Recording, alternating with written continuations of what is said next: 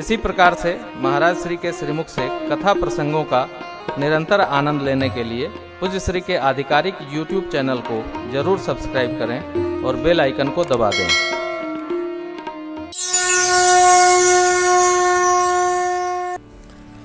भरत जी भगवान का स्वभाव जानते हैं। देखिए, जीवन में यदि किसी के साथ व्यवहार करना है तो दो बात उसका समझना अति अनिवार्य है। एक,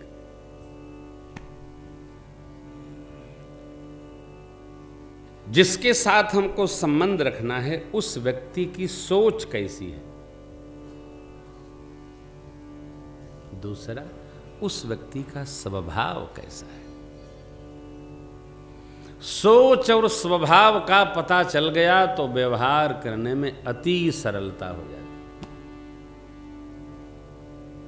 परसों आपको सुनाया था, श्री बिंदु गोस्वामी कहते हैं, क्या वह स्वभाव पहला सरकार अब नहीं है, तीनों के वास्ते क्या दरबार अब नहीं है, क्या वह स्वभाव। भगवान का स्वभाव सरल है। भगवान शरण में जो आ जाए उसकी रक्षा करते हैं। कोट विप्रबद लागे जाऊं, आए शरण तजऊं नहीं। सरकार का स्वभाव है। नहीं, भरत जी शरण में आए, क्या समझने? सरकार का स्वभाव तो ऐसा है, सरकार के समान सरकार ही है। भगवान की जो अनुपमता है वो दूसरा कोई नहीं। मेरे गुरुदेव भगवान का एक पद है, राजे भी देखे महाराजे भी देखे, राजे भी देखे महाराजे भी देखे, मेरे राम जैसा कोई राजा न देखा, मेरे राम जैसा। कल गाऊंगा, तभी तो लोग कल आएंगे। कोई राजा न देखा मेरे राम जैसा, राम जी हैं। 5 बैठ की भई है।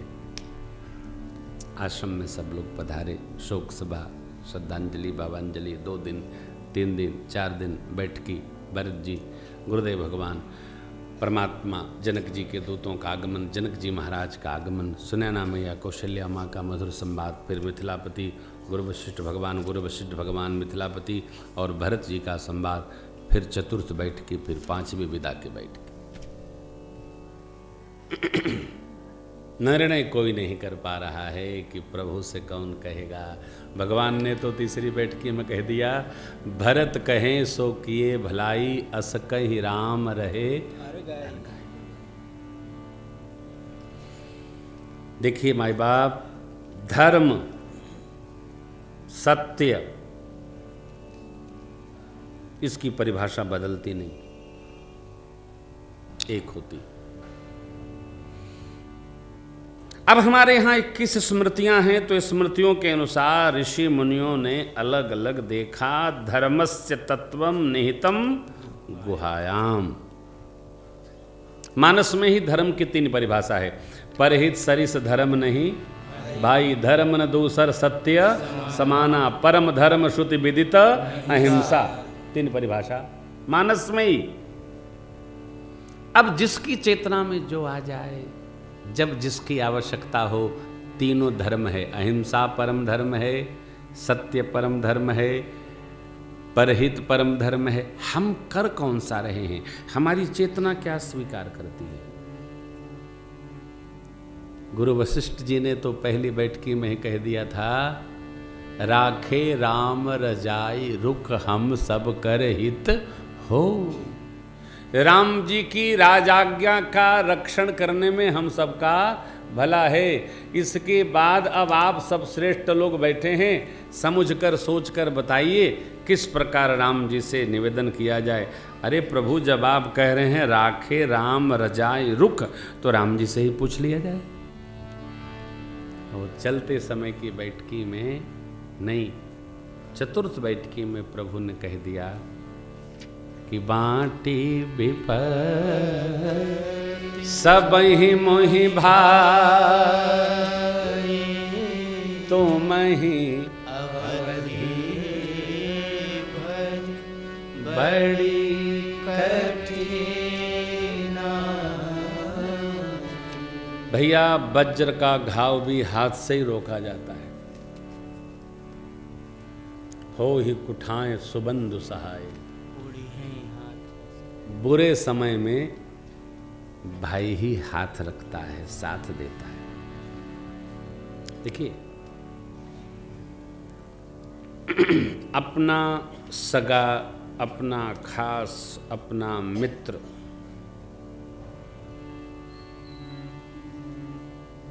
हम जिसके अपने हैं, सुख में साथ रहे न रहे, लेकिन दुख में उसके साथ होना चाहिए, जिसको हम अपना मानते हैं। सर्वकाल।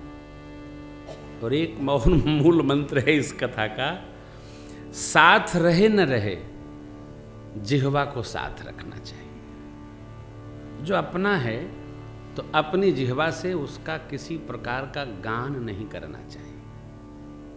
दूसरा कहे तब भी उदासीन भाव से मौन रहना चाहिए, चुप।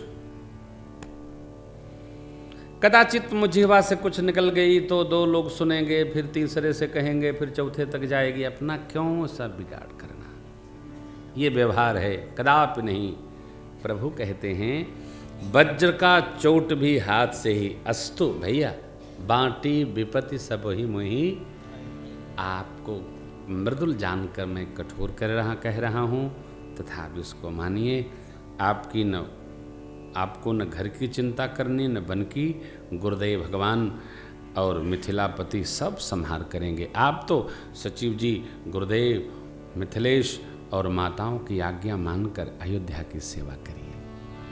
भरत जी, नाथ भयउ सुख, साथ गए को भयउ लाभ, जग जन्म भय को। वस्तुतः देखिए,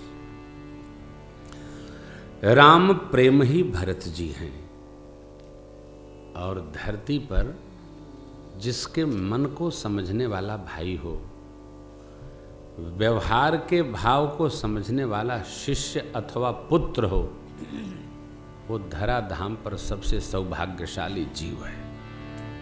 जिसको ये सुलभ हो जाए, उससे बड़ा कोई भाग्यशाली नहीं। अब कुछ बचा नहीं, भगवान को नित्य धन्यवाद करिए। तेरी मेहरबानी का है बोझ इतना, जिसे मैं उठाने के काबिल नहीं। मैं आ तो गया मगर जानता तेरे दर पे आने के काबिल नहीं। तेरी भगवान को धन्यवाद करो, हर घड़ी धन्यवाद करो, हर पल धन्यवाद करो। भगवान ने बहुत किया, बहुत दिया। भरत जी ने निवेदन किया, प्रभु ये जो अभिषेक की सामग्री गुरु आज्ञा पाकर हम लाए हैं, इसके लिए क्या आज्ञा है? भगवान कुछ कहें, इसका समय भरत जी ने नहीं दिया। प्रभु आपकी आज्ञा हो तो हम चित्रकूट का दर्शन कर लें। प्रभु ने आज्ञा दे दिया। अवश्य अत्रि महाराज की अनुमति लेकर भय रहित होकर चित्रकूट का दर्शन करिए, और अभिषेक की सामग्री जैसा महामुनि कहें उस स्थान पर पधाराइए। अरे आपके माथे पर भरत जी ने कहा नहीं, साधक को, शिष्य को, पिता को, इतर को, स्वामी को कभी संकोच में नहीं डालना चाहिए। ये महापातक की श्रेणी में आता है। संकोच में तो डालना नहीं चाहिए। देखिए, दो बात से सावधान रहना, सोच में न डालें, संकोच में न डालें। परमात्मा को भरत जी ने संकोच में नहीं डाला। 5 दिन में चित्रकूट का दर्शन हुआ। भोर समय शुभ मुहूर्त जानकर सब समाज, गुरुदेव, गुरुमाँ, माताएं, सब लोग आश्रम पर उपस्थित भये। अब विदा की बेला है।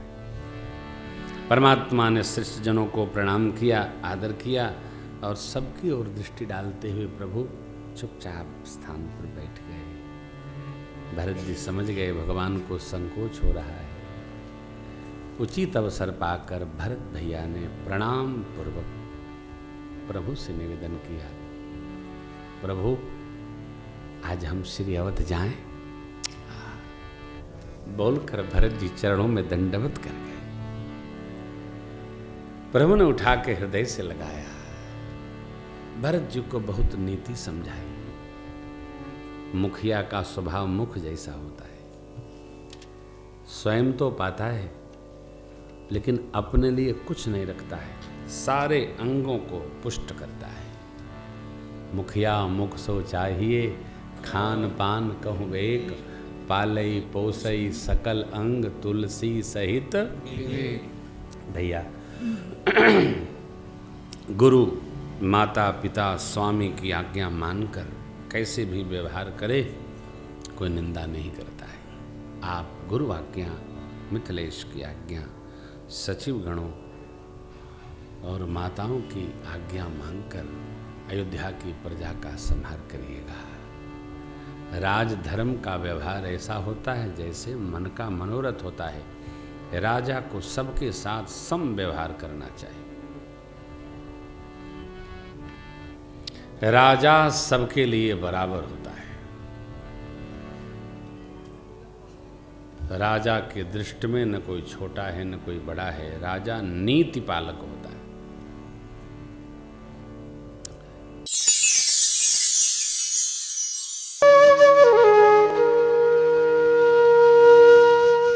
इसी तरह सुनते रहिए, चैनल को सब्सक्राइब करिए, बेल आइकन को दबा दीजिए और पुण्य अर्जन के लिए अपनों में शेयर करिए।